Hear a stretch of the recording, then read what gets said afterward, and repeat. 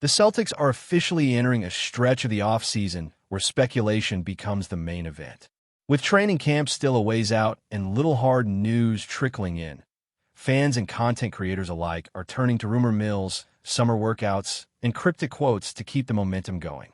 But somehow, despite the radio silence from the Celtics front office, this fan base is more alive than ever. And now, with the channel hitting that sweet milestone of 2,000 subscribers, it's clear the hunger for Celtics talk isn't going anywhere. So let's dive into the latest buzz, the speculation around Malik Monk, some real talk about Anthony Simons, and a deeper look at why Peyton Pritchard might be one of the biggest X factors heading into the new NBA season. So here's the scoop. Mike Weisberg, shout out for the DM, floated an interesting angle that's been circling the NBA back channels. While a lot of attention has been placed on the more high-profile but questionable rumors about Anthony Simons possibly being traded to teams like Denver or Philadelphia, both of which would make next to no sense financially or schematically, there's a much more intriguing and plausible scenario taking shape, and it involves Malik Monk. For some reason, the Sacramento Kings are aggressively trying to move Monk. No clear explanation, no obvious replacement lined up, just a baffling disconnect between a productive player and a team seemingly uninterested in keeping him. It's even stranger when you look at the Kings' current guard rotation. Malik Monk isn't a traditional point guard, sure, but neither is Dennis Schroeder, and they're leaning heavily on GIANNIS, a scrappy, defensive-minded guard who's still very raw offensively. And let's not even get started on the newly acquired Chicago duo of DeMar DeRozan and Zach LaVine. If you want chaos, look no further than that backcourt. Rumor has it that DeRozan might not finish the season in Sacramento, which makes sense considering his contract is way more movable than LaVine's. The LaVine discourse has been particularly spicy lately, especially the bizarre online comparisons to Jaylen Brown, a comparison that feels like it came out of a fever dream. Let's clear that up real quick. LaVine might be a better three-point shooter, but Brown has the edge in durability, rim finishing, and playoff experience. Not to mention that the turnover-prone label on Brown starts to look silly when you realize LaVine actually turns the ball over more frequently across his career. They're not the same player, not by a long shot, and it's lazy analysis to act like they are. But anyway, back to Monk. If Boston could land Malik Monk and a guy like Isaiah Jones on a small, non-guaranteed contract in exchange for Simons, that's a deal you have to seriously consider. On paper, Simons has the better stats, the flashier offensive profile, and might be the more complete scorer. But context matters. Monk averaged nearly 17 points, 4 boards, and 6 assists last season, shot 43% from the field, and was a finalist for 6th Man of the Year. This isn't some random role player. This is someone who's carved out a real identity as a game-changer off the bench. He plays with fire. And crucially, he's under contract for under $20 million per year for the next few seasons, while Simons is making over $27 million and likely looking for an even bigger payday next summer. The idea of bringing in Monk isn't just about this season, it's about sustainability. If Boston wants to stay competitive while managing its long-term cap sheet, then acquiring a high-level bench scorer like Monk on a team-friendly deal is a no-brainer. Even if his skill set slightly overlaps with someone like Peyton Pritchard, that's a better problem to have in trying to fit in a one-year rental who will likely walk next summer. Speaking of Pritchard, let's shift the focus to him for a moment because he's been saying all the right things this offseason. In an interview this summer, he made it clear that next year isn't a rebuilding year or a placeholder season. It's a statement year. He's not just showing up to be a body off the bench. He wants to lead, compete, and prove the Celtics are still contenders. The maturity in his response to the whole Simons versus Pritchard debate was eye-opening. He basically said, "Look, I can't control if I'm starting or not. What I can control is coming into games and changing them, being impactful, helping the team win.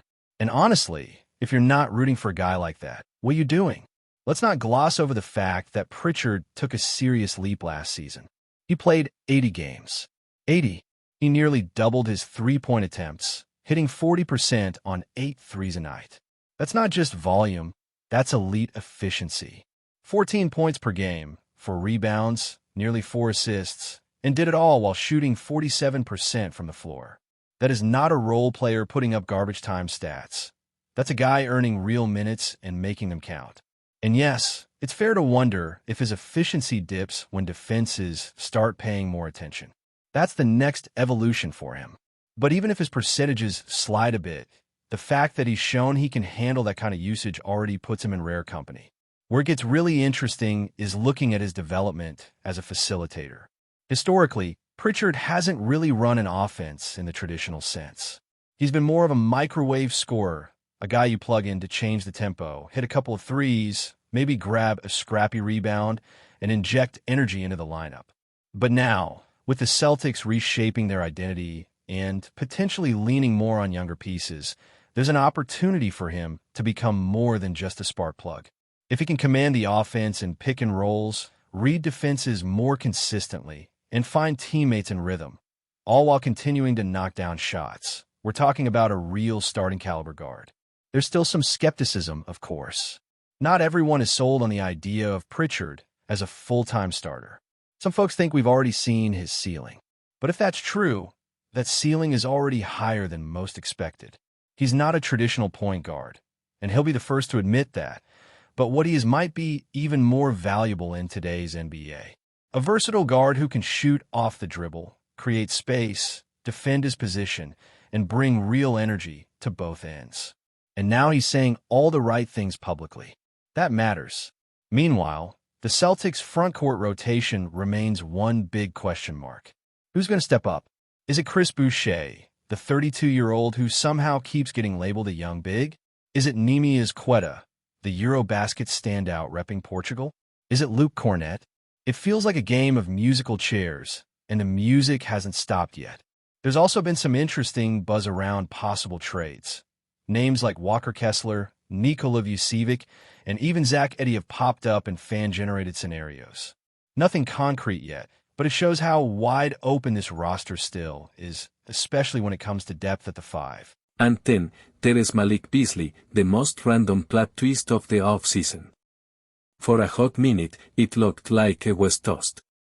His name popped up in a federal investigation involving suspicious betting activity, with clips circulating of him suspiciously covering spreads in garbage time. But the feds ultimately cleared him, and just like that, is back on the market. Before the investigation, Beasley was reportedly in line for a big payday from Detroit. That obviously didn't happen, but now that his name has been cleared, it wouldn't be shocking if the Pistons circled back with an offer. They still have the cap room, and even though they've brought in shooters like Duncan Robinson and Caris LeVert, Beasley could still carve out a role. If Boston wanted to get frisky, this might be the kind of bargain bin signing that could pay real dividends. Beasley just finished a season where he shot 40% from 3 on 10 attempts per game. 10. That's elite volume.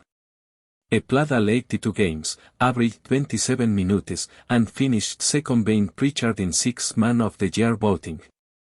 The fit might not be perfect, but if you can get that kind of production at a discount, especially if other teams are still hesitant to add to the betting drama, it's worth a look.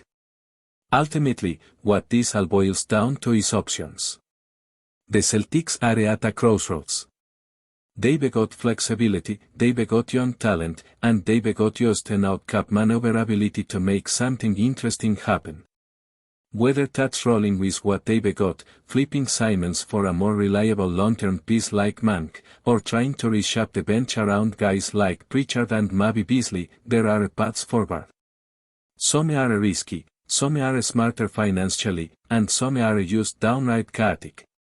But the point is, this isn't a dead zone in the off-season.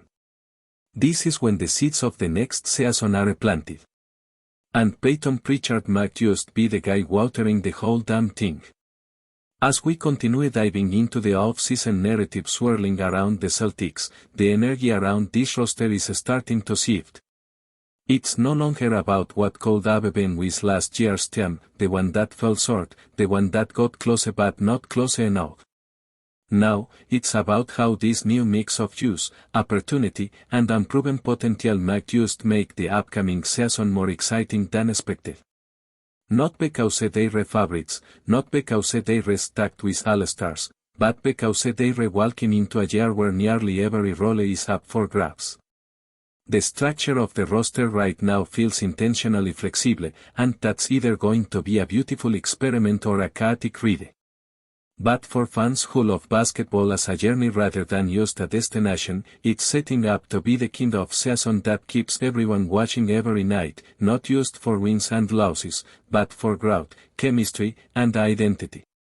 Let's revisit the Malik Monk situation again for a second, because the more you think about it, the more bizarre it becomes. Monk was one of the most consistent weapons of the bench in the entire league last season. Not only did he provide scoring, but he brought a fire and edge to the Kings, a team that, while entertaining, often lacked the extra gear when things got gritty. Yet for some unexplained reason, Sacramento is trying to unload him. And we're not talking about rumors anymore, there is a real sense that they've already moved on in their heads, like they've decided Monk don't fit the long-term vision, even though no one seems to know what that vision is. On the flip side, you've got Boston, a team that might be in the perfect position to take a calculated risk. The Celtics don't need Malik Monk to come in and be a franchise cornerstone. They don't need him to be the savior or carry the offense. What they need is a versatile scorer who can run second units, hit clutch shots, and bring a little chaos to a team that can sometimes lean too heavily on structured play. Monk does exactly that. And unlike Simons, is not looking for a max deal next summer. Is already locked in under a manageable contract. There is stability there, not just financially, but in terms of role. That's something Boston could really use. Meanwhile, the Simons conundrum keeps hanging over this team like an open tab at a bar. Is good. There is no denying that. His shooting splits, his scoring numbers, all solid. But the reality is an expiring piece. Is making $27 million this year, and once the season ends, is likely looking for a long-term deal that matches or exceeds that number. And let's be honest, are the Celtics really going to hand that kind of contract to a guy who might not even finish games in crunch time? It's not about talent. It's about fit and projection. What Simons wants and what Boston needs are two different things. And that's why the month for Simmons framework actually feels like something that could happen. Not because one player is definitively better than the other, but because the timelines and the expectations align more cleanly. But if there is one player was emerged as the emotional center of this entire Celtics conversation, it's Peyton Pritchard. Every team speaks, every team shows up in an off-season workout video, it feels like the fanbase collectively leans in a little closer. Is not the loudest guy in the room. Is not throwing shade at other players or making bold predictions. Is just quietly preparing, putting in work, and saying the kind of things you want to hear from someone who's about to take on a bigger role. His quote about not caring whether it starts or comes off the bench, that's not just media training. That's a mentality. And it's the exact mentality you need from a guard on a team that's still figuring out who they are. Think about what he said, that his focus isn't on accolades or starting roles, but on being an unbelievable player who helps his team win. That's not just talk. That's backed by numbers. 80 games played. 14 points per game. 40% from three on volume. This wasn't a fluke. This was a breakout. And what makes it even more compelling is how he did it. Not by dominating the ball or demanding touches. He did it by being efficient, smart, and fearless. And if this Celtics team is going to overachieve this year, it won't be because of some blockbuster trade or an NBA leap from a superstar. It be because guys like Pritchard step into the gap and prove they can carry more weight. That's what makes this season so intriguing. It's not a reset, but it is a recalibration. You've got Jaylen Brown, still in his prime, still one of the most physically dominant wings in the league. You've got Rick White, one of the most reliable two-way guards in the conference. Al Horford's still around, anchoring the locker room and spacing the floor. Porzingis, if healthy, is a legitimate game changer on both ends. So the core isn't crumbling, it's just a him. And around that core, there is a fresh layer of players who are either on the rise or on the cusp. Guys like Pritchard. Like Sam Hauser, who might still be the best pure shooter on the roster. Neemias Queta, both looked like a man among boys in international play. Or Chris Bocher, the unpredictable but occasionally brilliant veteran big boss now in a position to finally play consistent minutes. The NBA world has been shaken to its very core as rumors circulate about what could be the most sensational transfer in recent history, Giannis Antetokounmpo.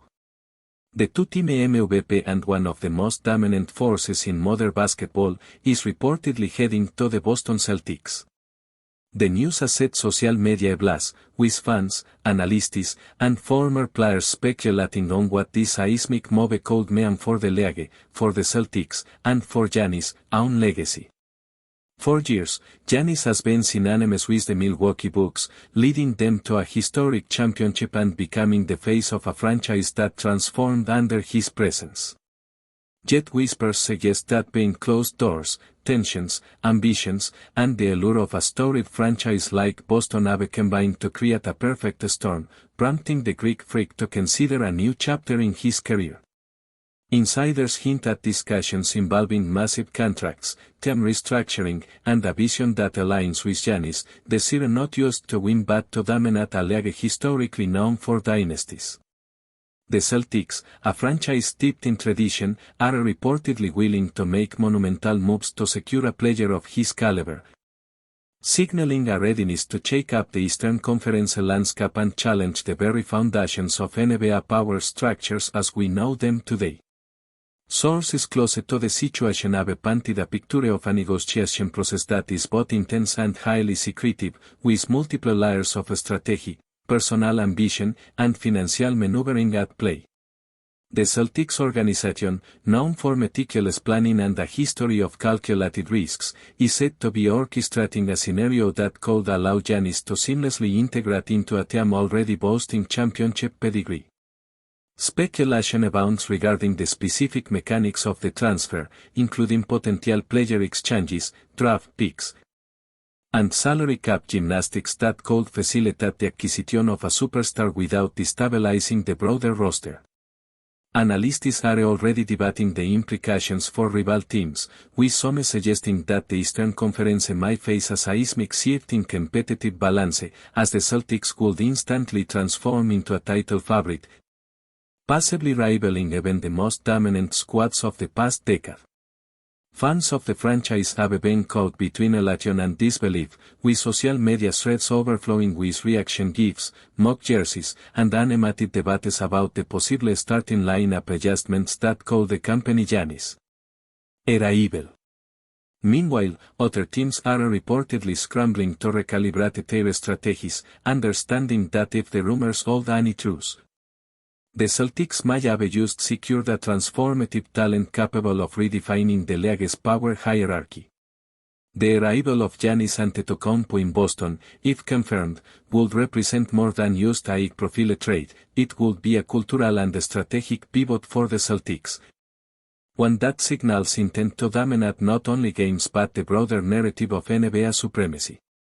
Sources intimate with the matter describe a player who is motivated not only by championships but by legacy, a factor that makes Boston an intriguing destination. The interplay between Giannis' skill set, his leadership qualities, and the Celtics' historical identity creates a tantalizing possibility, a squad capable of blending athleticism, precision, and strategic brilliance in what's rarely seen in modern basketball. Coaches and management are reportedly envisioning rotations that optimize Giannis' versatility while preserving the team's existing offensive and defensive schemes.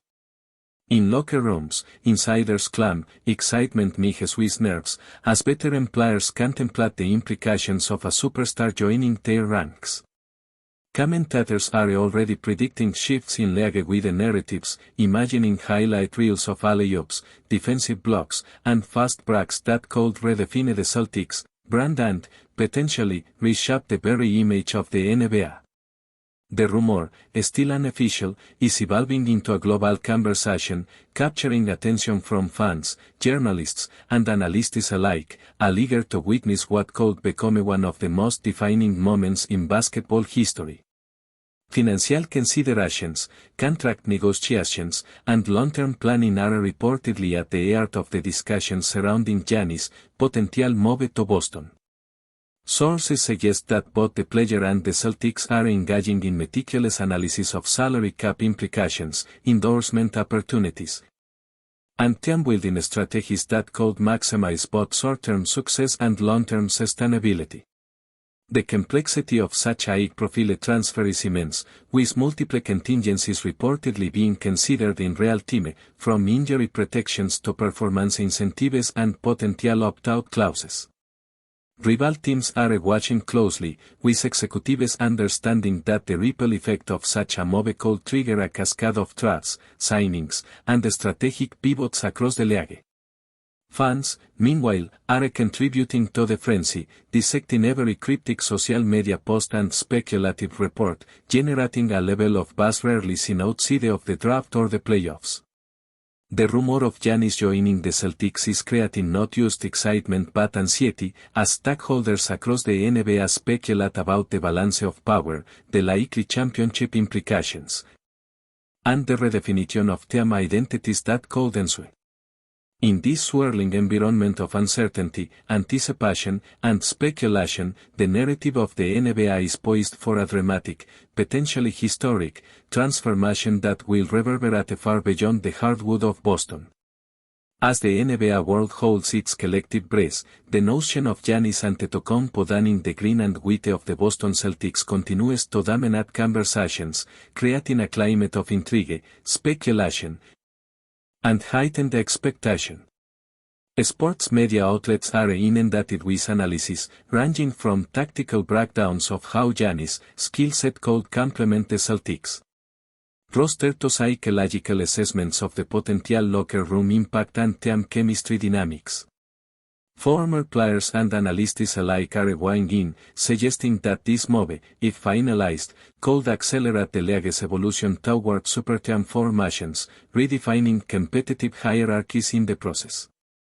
Fan forums are ablaze with mock-ups of jerseys, potential starting lineups, and hypothetical playoff matchups, creating a sense of community fever and anticipation rarely witnessed outside of marquee events like the NBA Finals or All-Star Weekend. Even casual observers have been swept up in the whirlwind, as the idea of one of the sport's most electrifying talents joining a historic franchise transcends mere rumor and verges on cultural phenomenon. If the whispers prove true, Boston would not only gain a generational talent but also signal to the entire league its readiness to assert dominance, attract global attention, and craft a new era of basketball narrative that could define the next decade. The story continues to unfold, leaving fans, commentators, and insiders alike to speculate, debate, and dream about the transformative potential of this unprecedented NBA event. That's it for this update. If you enjoyed the video and want to keep receiving exclusive news about the Boston Celtics, please subscribe to our channel and give the video a like.